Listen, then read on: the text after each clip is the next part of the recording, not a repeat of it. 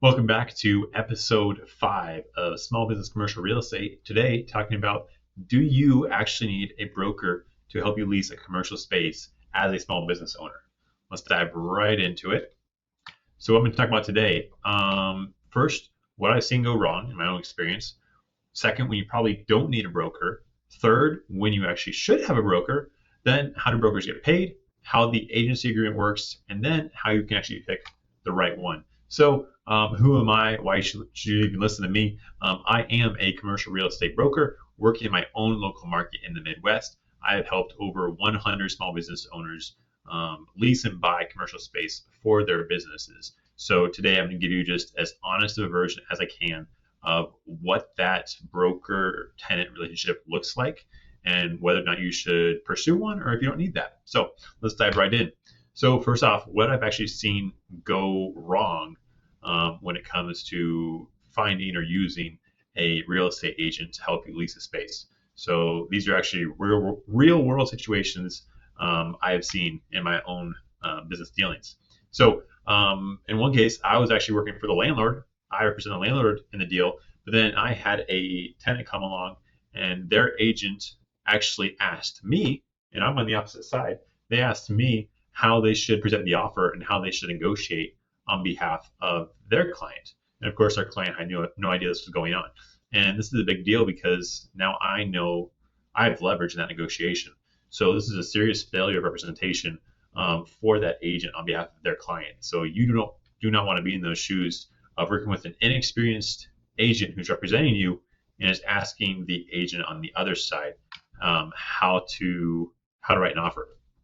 Also, another one I've seen actually fairly often is agents using and I'm using the term agent and broker, just kind of either way, they essentially mean the same thing in this case, but using the wrong document for the deal. So I had a residential agent actually submit a letter of intent to lease a commercial space, and she used a residential purchase agreement document to submit that.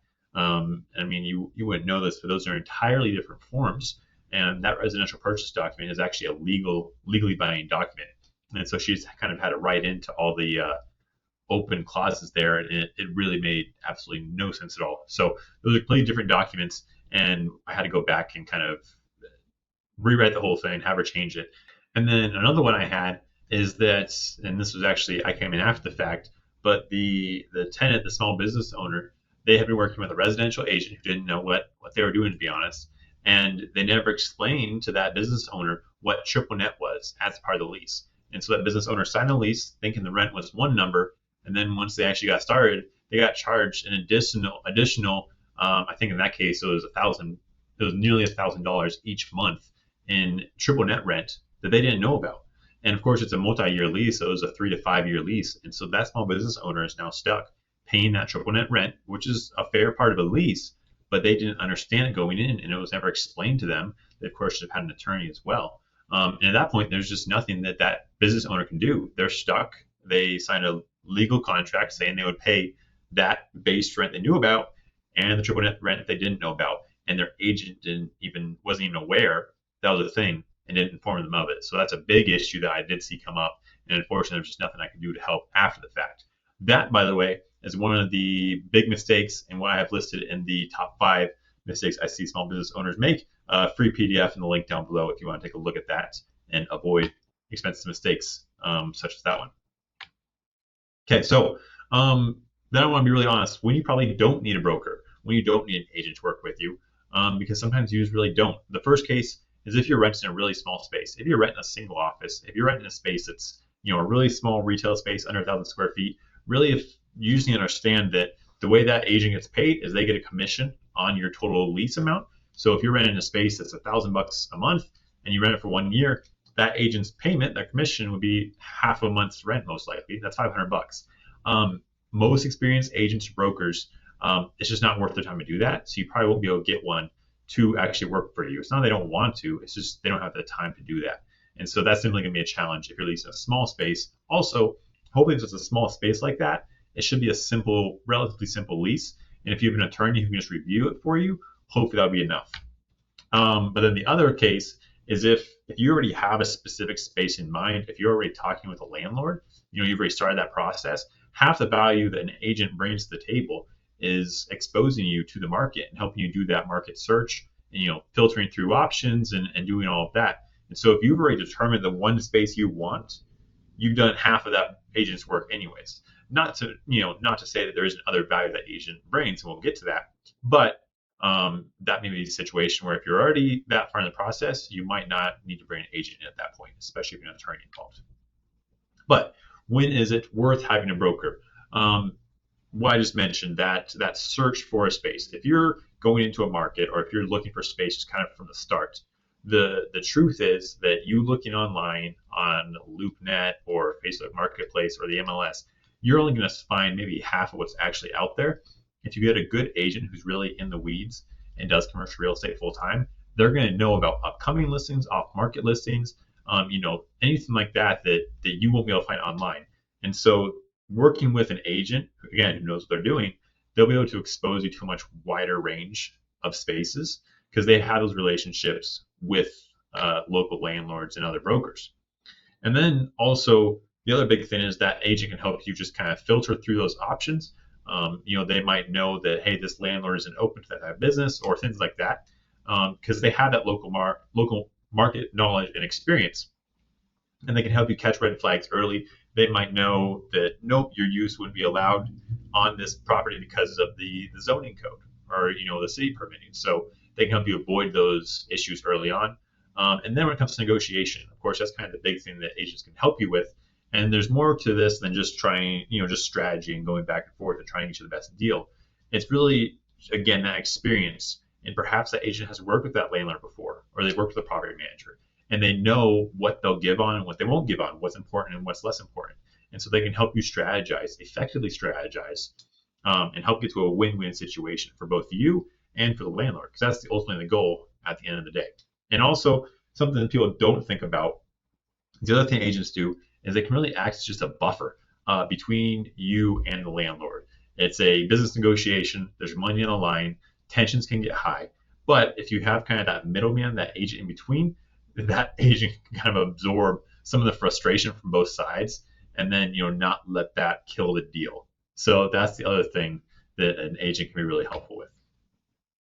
But something you do need to understand is, of course, an agent, a broker, they need to get paid. Obviously, they're trying to make a living this too. And the way this would usually work is usually if you're a tenant and you have an agent working on your behalf, the goal is to negotiate as a part of the lease that the landlord will pay that agent's commission. That's fairly standard.